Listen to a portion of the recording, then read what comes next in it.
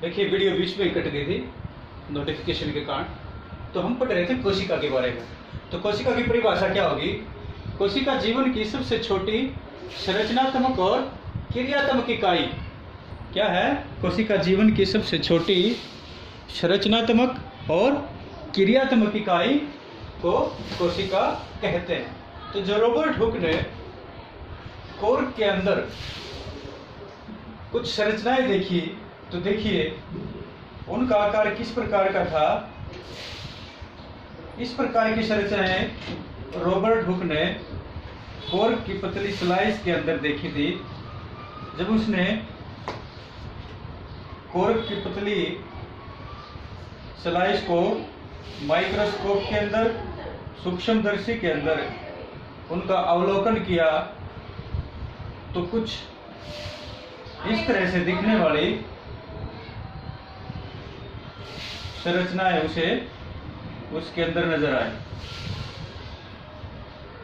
देखिए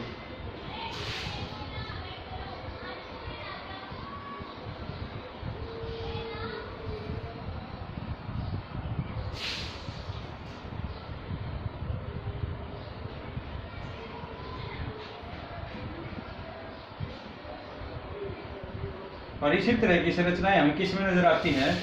यदि हम कोई मधुमक्खी का छत्ता देखें या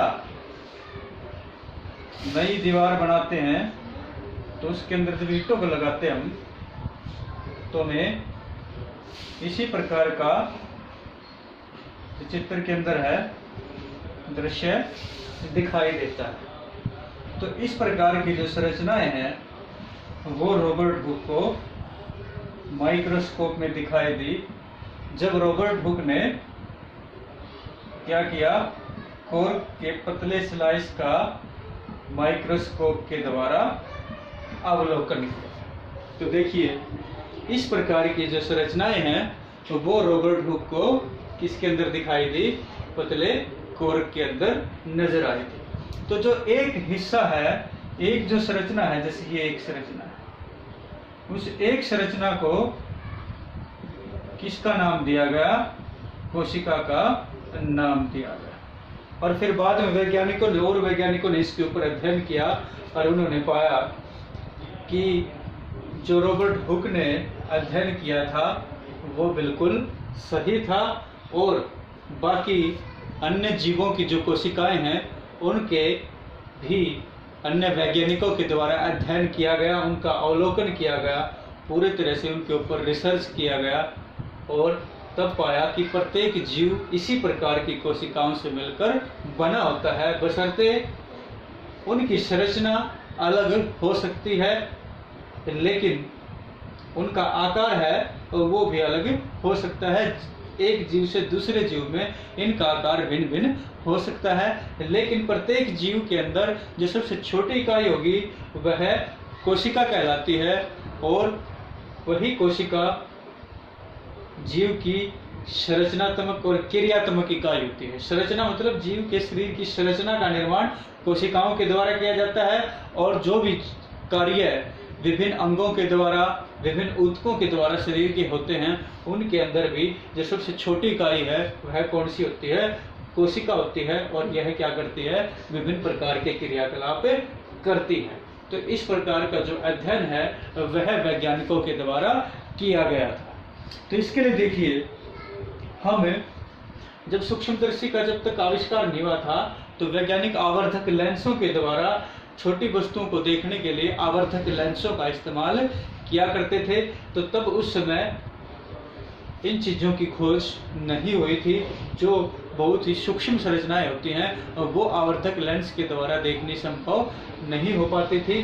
तो उसके बाद जब सूक्ष्मदर्शी की खोज हुई तब ये छोटी संरचनाएं हैं उनके बारे में वैज्ञानिकों ने ढंग से पता लगाया, और अध्ययन के द्वारा पाया कि इस प्रकार की जो कोशिकाएं हैं वो प्रत्येक जीव के अंदर, प्रत्येक प्राणी के अंदर, प्रत्येक जीवित जीव के अंदर उपस्थित होती है, और प्रत्येक जीव इन कोशिकाओं से मिलकर बना होता है, और कोशिकाओं को हम जीवन की मौलिक इकाई कहते हैं। तो आपका जो पाठ का नाम इसीलिए रखा जीवन की मौलिक इकाई, और जीवन की मौलिक इकाई क्या है? कोशिका होती है। तो देख लिया, आपकी बुक का उदाहरण लेते हम। आपकी बुक में क्या है?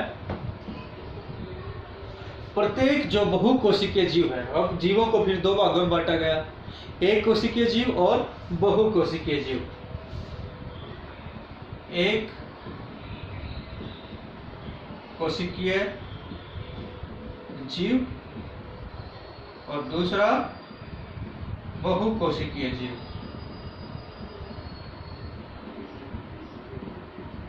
एक कोशिकीय जीव के अंदर क्या होता है? ऐसा जीव जिसका शरीर सिर्फ एक ही कोशिका से निर्मित हो, सिर्फ एक ही कोशिका से निर्मित हो।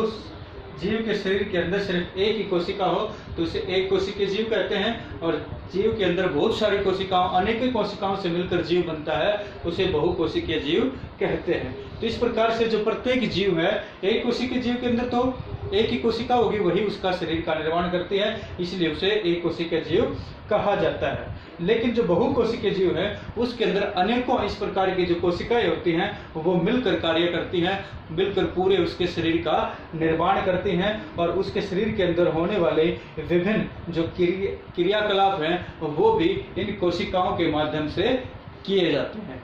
तो आज के लिए आप इतना पढ़ोगे और इसको अच्छे तरह से याद करोगे। धन्यवाद।